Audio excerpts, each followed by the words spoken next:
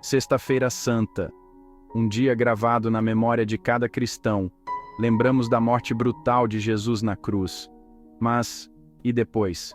Os evangelhos contam sobre o sepultamento. Falam de uma pedra rolada na frente do túmulo, mas o sábado permanece envolto em silêncio. O que Jesus estava fazendo naquele dia misterioso? A resposta está além da narrativa familiar da crucificação. Ela mergulha em um reino menos explorado, mas igualmente crucial para a nossa fé. Esta é a história da descida de Jesus. É uma jornada ao coração da própria morte. Precisamos nos aventurar nas profundezas da linguagem antiga. Devemos entender os termos usados para descrever a vida após a morte. Palavras como Sheol, Hades e Gehenna tinham um significado profundo para os primeiros cristãos. Elas pintam um quadro da realidade que Jesus confrontou. A missão de Jesus não foi concluída na cruz. Sua vitória sobre a morte exigiu um ato final e decisivo. Exigiu que ele confrontasse o poder da morte em seu próprio domínio. Ele entrou no silêncio do sábado, não como vítima, mas como conquistador. Os evangelhos oferecem vislumbres das atividades de Jesus entre sua morte e ressurreição. Em 1 Pedro capítulo 3, versículos 18 a 20, lemos que Cristo pregou aos espíritos em prisão. Esta declaração enigmática gerou séculos de debate, o que significa dizer que Jesus pregou aos espíritos aprisionados. Os primeiros cristãos entenderam isso como uma descida ao reino dos mortos. Jesus, em sua morte, quebrou o poder do pecado e da morte. Sua descida foi um ato de libertação. Ele proclamou sua vitória àqueles que estavam presos. Este foi o cumprimento de sua missão de pregar boas novas aos pobres. Sua mensagem se estendeu até aos mortos. Efésios capítulo 4, versículo 9, apoia essa compreensão. Afirma que Jesus desceu às partes inferiores da terra. Isso pode ser interpretado como uma referência ao reino dos mortos. A descida de Jesus foi parte integrante de seu triunfo sobre a morte. Foi uma vitória que libertaria toda a humanidade. Para compreender o significado completo da descida de Jesus, precisamos navegar pela linguagem da Bíblia. O Antigo Testamento usa a palavra hebraica Sheol para descrever a morada dos mortos.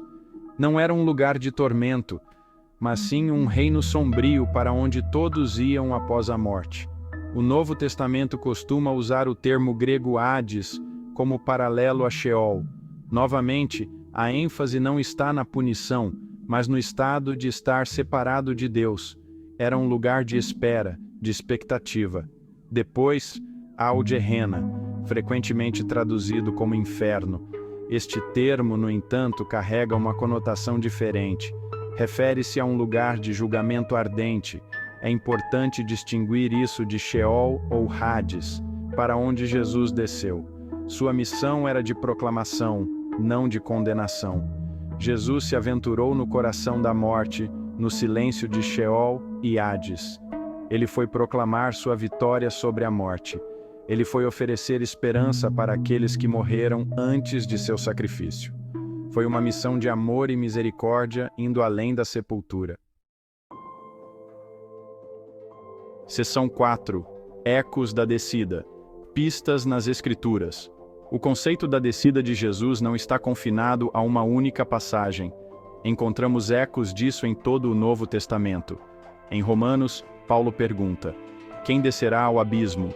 Ele então responde: Cristo Jesus. Esta descida ao abismo é uma imagem poderosa da vitória de Cristo sobre a morte. Cristo conquistou até mesmo isso, trazendo luz e vida.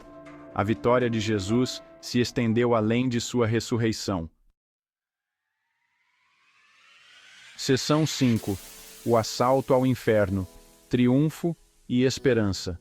Os primeiros cristãos desenvolveram uma rica compreensão teológica da descida de Jesus.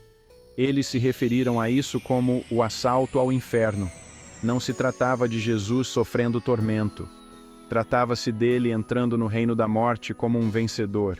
Ele foi para reivindicar as chaves da morte e libertar os cativos. Este evento tem um significado profundo para os cristãos hoje. Isso nos garante que a morte foi derrotada.